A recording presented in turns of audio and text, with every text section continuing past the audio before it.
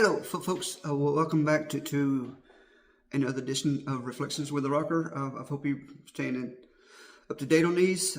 Thank you for all the love, the support, and suggestions. And speaking of suggestions, this episode was a suggestion or more like a question of when did I know I wanted to become a pro wrestler. Well, let's wind back the clocks a long ways, because I'm old. Depends on which grandparents we were visiting. So we would either be watching Hee Haw or Georgia Championship Wrestling on TBS. Those times we were watching wrestling, can't remember who all might have been on the TV, but I just remember there was one wrestler who got my attention. He's my all-time fave to this very day. And that's my hero, wrestling number 2. He kind of got me in the headlock and never let go, and just kind of hooked me on this stuff. But I remember our great uncle RW would took my brother, my cousin Mitchell, and myself to my very first wrestling match over at the Buford Gym. I remember we had to go early and stand in line.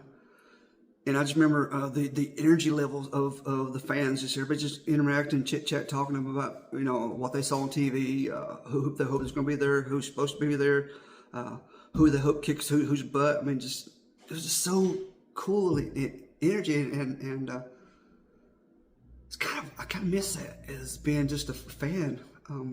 But it's so cool. But I remember thinking to myself, oh, we're early. There's a good chance we might be close to the ring. I remember we finally, pay for our tickets, go in the door, and instead of going straight toward the ring, I remember my uncle kind of busted a right and went up to the very top, very last bleachers, about dead center with the wrestling ring, and that was his spot.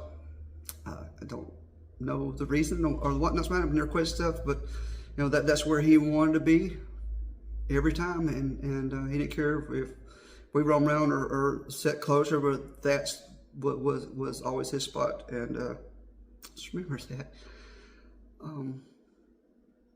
But that first deal was, and that was about the time I realized that's what I want to be,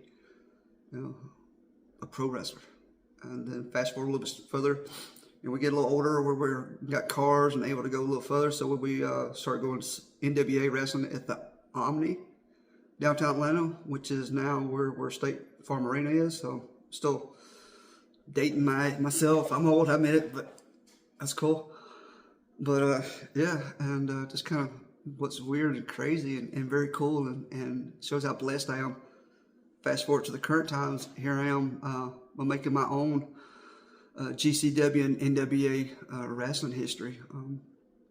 It's been a really cool ride. So it started with just watching TV, and then my great uncle, took me to my first live event, and that's pretty much when I got the itch, and still got the itch. That's when y'all kind of still get to see me every few weekends. Yeah, so now I'm on the other side of the line, so to speak, and enjoyed it. Like most good guys, we have a habit of going around ringside and high-fiving, chit-chatting, taking some quick photos, and I'm a ham. I'll admit.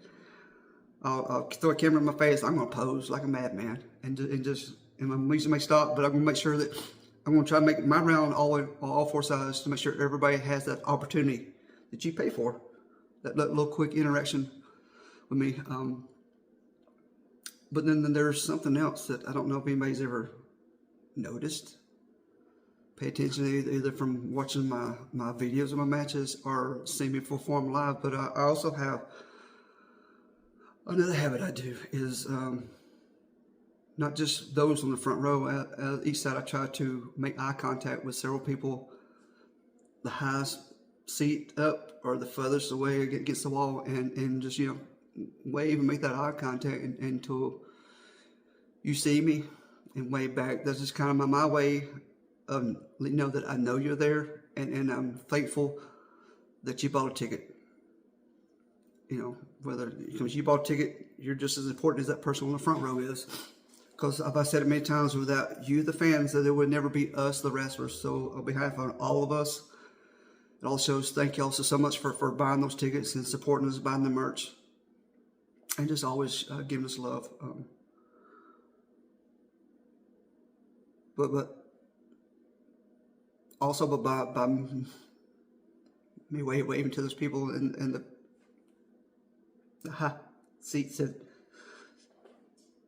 further seats away is kind of well, it's not a secret now. It's out here. It's just my way of trying to honor and pay tribute to my great uncle R.W., who took me to my first events. Yeah, so if you happen to be in that section and I wave at you and you wave back, just like that, we're now family. So once again, I just thank you all for letting this old man live out a childhood dream and still doing stuff. So hope you like this video. Hope it went too much rambling. Keep the love, the support, and the comments coming stuff. You know, like old Poops and Pops like to say, peace, love, see ya.